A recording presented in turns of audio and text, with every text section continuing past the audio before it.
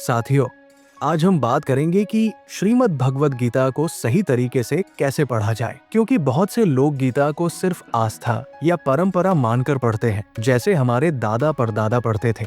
लेकिन सिर्फ परंपरा के नाम पर पढ़ना या बिना समझे श्रद्धा के नाम पर गीता को मान लेना, ये गीता का सही आदर नहीं है। इसलिए आज हम आपको श्रीमद् भगवद गीता को सही तरीके से पढ़ने के 5 पॉइंट्स बताएंगे। पॉइंट नंबर 1, गीता को तर्क के साथ पढ़ें, सिर्फ आस्था के साथ नहीं। कई लोग कहते हैं, भाई गीता तो आस्था की बात है, जो लिखा है वो वैसे ही मानो, लेकिन ऐसा नहीं है। गीता हमें तर्क, ज्ञान और बुद्धि का भी उपयोग सिखाती है। हमें गीता को ऐसे पढ़ना चाहिए जैसे हम किसी रहस्य को सुलझा रहे हों, हर बात को सोचकर, समझकर, जांचकर। पॉइंट नंबर 2, गीता को ऐसे पढ़ो जैसे आज हमारे ऊपर अवतरित हो रही हो। मतलब ये कि जब हम गीता पढ़ें तो ऐसा महसूस करें जैसे आज परमेश्वर खुद हमसे बात कर रहे हैं, जैसे हमारी जिंदगी के हालातों को देखकर हमारे हर सवाल का जवाब परमेश्वर गीता के जरिए दे रहे हैं। क्योंकि गीता सिर्फ अर्जुन के लिए नहीं थी, बल्कि हर उस इंसान के लिए है जो जीवन में संघर्ष कर रहा है, भ्रम में है, अपने कर्तव्य को लेकर उलझन में है। पॉइंट नंबर 3, गीता पढ़ते वक्त बुद्धि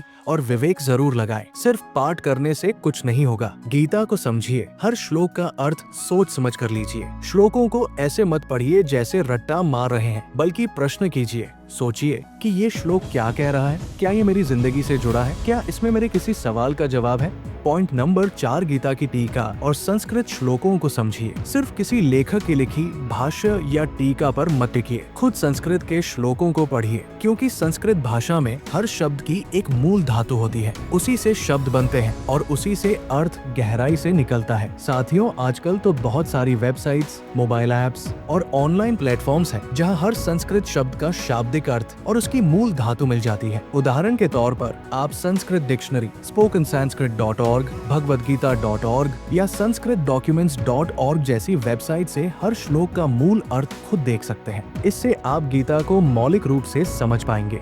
अब अंतिम में सबसे ज्यादा जरूरी पॉइंट नंबर 5, ध्यान रखें, गीता में कोई विरोधाभास नहीं है। बहुत से लोग कहते हैं कि गीता में तो कुछ जगह श्री कृष्ण खुद को भगवान कहते हैं और कहीं वो किसी और परमेश्वर की बात कर रहे हैं, तो क्या ये विरोधाभास नहीं है? जी नहीं, ये सिर्फ हमारी समझ की कमी है। फॉर एग्जाम्पल, श्रीमद् भगवद गीता अध्याय 18 श्लोक 61 और 62 में श्री कृष्ण कहते हैं, ईश्वरः सर्वभूताना हृदयेषु तिष्ठति, भ्राम्यन् सर्वभूतानि यंत्रारूढ़ानि माया है अर्जुन। परमेश्वर हर जीव के हृदय में विराजमान है। शरीर रूपी यंत्र में बैठे हुए सभी प्राणियों को उनकी माया से उनके कर्मों के अनुसार चला रहे हैं। और फिर आगे कहते हैं, तमेव शरणं गच्छ सर्वभावेन भारत, तत्प्रसादात् परा शांति स्थान प्राप्स्यसि शाश्वतम है भारत। तू सब प्रकार से उसी परमेश्वर की शरण में जा, उसकी कृपा से ही तू परम शांति और सनातन धाम को प्राप्त करेगा। अब यहाँ साफ साफ श्री कृष्ण कह रहे हैं कि वो परमेश्वर कोई और है, जो हर जीव के हृदय में है, जो सबको चला रहा है और जिसकी शरण में जाने को श्री कृष्ण खुद कह रहे हैं। लेकिन गीता के अन्य श्लोकों में श्री कृष्ण खुद कहते हैं, मैं ही आदि हूँ, मैं ही सब कुछ करता हूँ, मुझसे ही सब उत्पन्न हुआ है। तो क्या ये विरोध है? नहीं, यहाँ मैं श्री कृष्ण खुद को नहीं कह रहे हैं,